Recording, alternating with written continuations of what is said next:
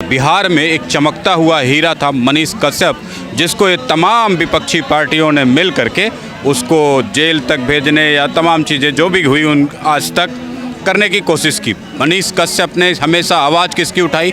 गरीबों की। बिहार के लोगों के दिलों को और नब्ज तक जो व्यक्ति पहुंचा वो था मनीष कश्यप। आज अगर राज्य सरकार, बिहार का मुख्यमंत्री मीटिंग बुला रहा है और गो बैक के नारे लग रहे हों, बिहार की जनता उसका विरोध कर रही हो, तो मैं समझता हूं ऐसे सत्ताधीश को इस्तीफा देना चाहिए, क्योंकि उसके साथ उसके देश की, उसके राज्य की खुद की जनता नहीं खड़ी है।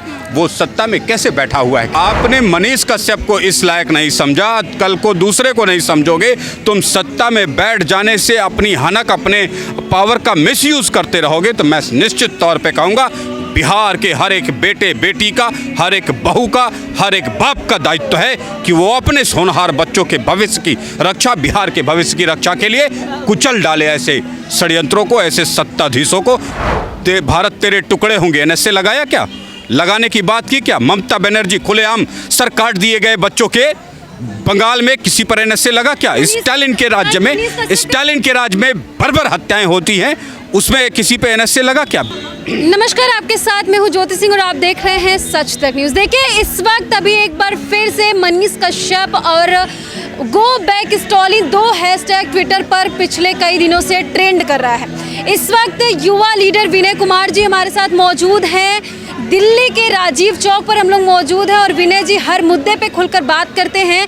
आज पहली बार मनीष सर से रिलेटेड इनसे कुछ बातचीत करेंगे। Sir, go back Stalin trend कर रहा है ट्विटर पे। 23 तारीख को विपक्षी एकता बैठक में स्टालिन आ रहे, तो क्यों आखिर ऐसा ट्रेंड करने लगा? क्या कारण है? देखिए, बिहार के लोग अपनी मिट्टी से जितना मोहब्बत करते हैं, शायद ही भारत के किसी दूसरे हिस्से से वो मोहब्बत देखने को मिलती है। अपनी मिट्टी, अपनी भाषा, अपने रंग में ढला ये बिहार, और बिहार में एक चमकता हुआ हीरा था मनीष कश्यप, जिसको ये तमाम विपक्षी पार्टियों ने मिल करके उसको जेल तक भेजने या तमाम चीज़ें जो भी हुई उन आज तक करने की कोशिश की। मनीष कश्यप ने हमेशा आवाज़ किसकी उठाई? गरीबों की, उन अनाथ बच्चों की, उस मजबूर लोगों की जिनकी आवाज़ खुद सरकार को बनना था, खुद मंत्री को बनना था, खुद नेता को करना था, खुद डीएम, एसडीएम, कलेक्टर, थानेदार को जो काम करना था, वो एक बेटा अपने घर से, अपने करेजे की गर्मी से, अपनी जिद से कर रहा था और बिहार वासियों के दिलों तक पहुंच रहा था।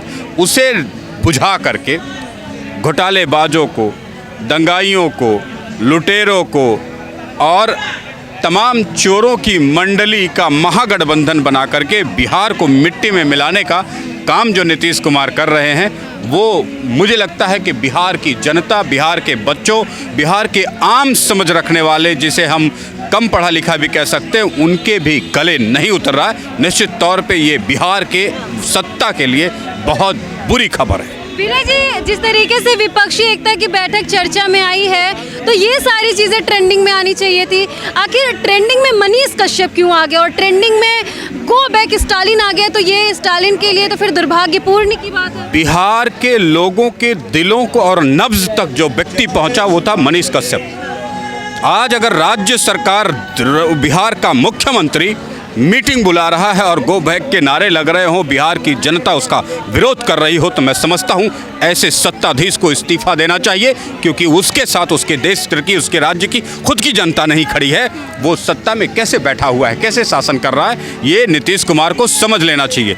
क्योंकि मनीष कश्यप हो या प्रशांत किशोर हो या कोई भी XYZ हो या कोई यंग बच्चा जो हाई स्कूल 12th में पढ़ रहा हो, अगर वो अपनी मिट्टी के लिए, बिहार के मान सम्मान के लिए, बिहार के बच्चों के मान सम्मान के लिए, बेटियों के मान सम्मान के लिए अपराधियों से लड़ रहा हो, चोरों डकैतों से लड़ रहा हो, निकम्मे अफसरों से लड़ रहा हो, उसके साथ खड़ा होने की जिम्मेदारी किसकी है? राज्य सरकार की है, राज्य के सत्ता में बैठे सत्ताधीशों की है। लेकिन अगर वही सत्ता उन बेटों के खिलाफ हो जाए, अपने ही राज्य के वीर सपूतों के खिलाफ हो जाए, हीरों के खिलाफ हो जाए, अपने राज्य में पैदा होनहार युवाओं के खिलाफ हो जाए, तो मैं समझता हूँ ऐसी सत्ता को बिहार के हर एक बच्चे को, माँ को, बेटी को, बहन को मिल करके उखाड़ फेंकनी चाहिए। मनीष कश्यप के समर्थकों का कहना है कि वो लोग 23 तारीख को स्टालिन जब बिहार की धरती पे कदम रखेंगे तो काला दिवस मनाएंगे, और वो चाहते हैं कि वो मनीष कश्यप को वापस लाए, क्योंकि जो मनीष कश्यप बिहार के लिए लड़ता था उसको वो काल कोठरी में बंद करके रखे तमिलनाडु। मैंने आपको स्पष्ट किया, चाहे स्टालिन हो, चाहे केजरीवाल हो, राहुल गांधी हो, ममता बनर्जी हो,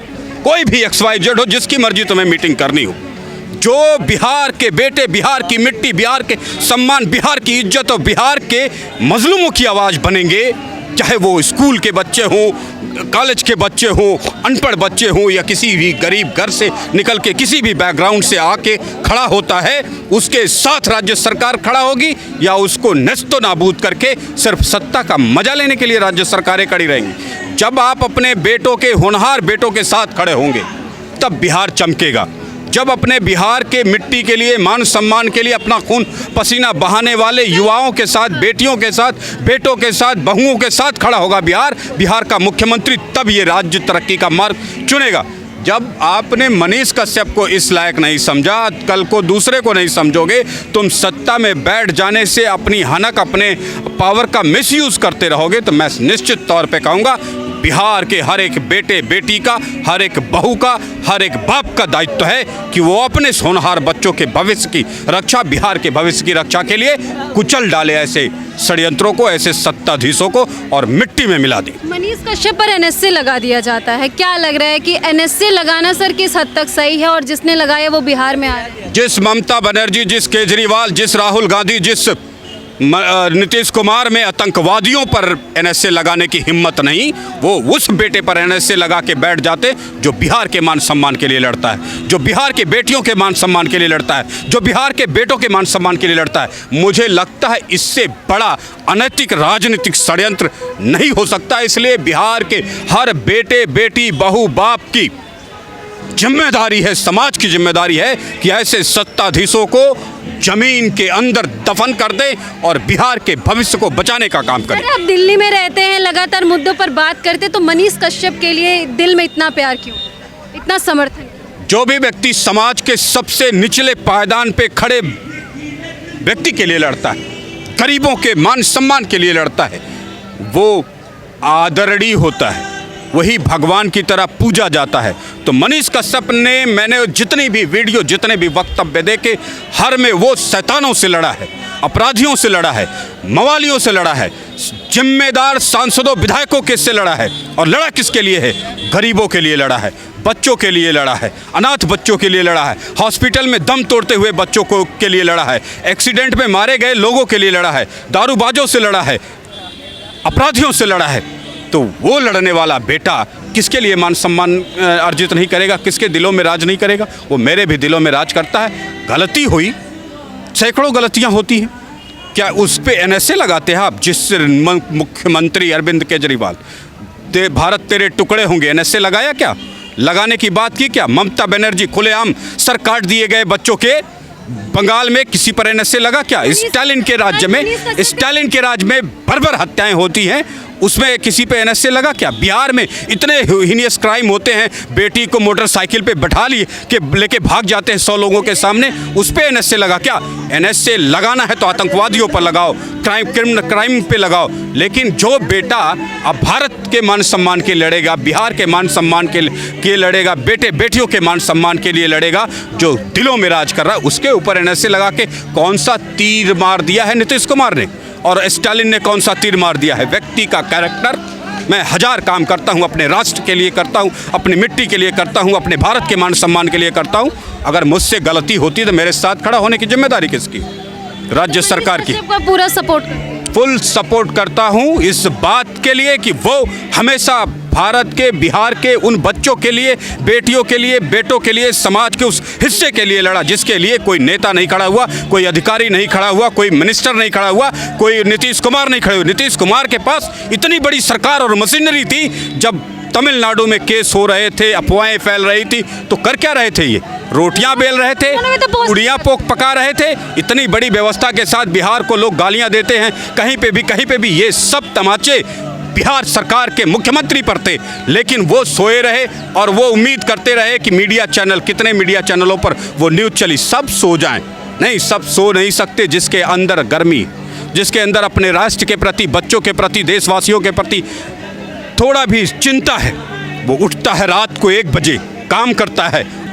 और मैं समझता हूँ बिहार के नेताओं को पटक के धोबी पछाड़ भी बिहार की जनता देगी, और तब बिहार के तमाम ये नेता अपनी हैसियत कुछ ही दिनों में देखेंगे कि क्या उनकी हैसियत है, क्या मनीष कश्यप की हैसियत है।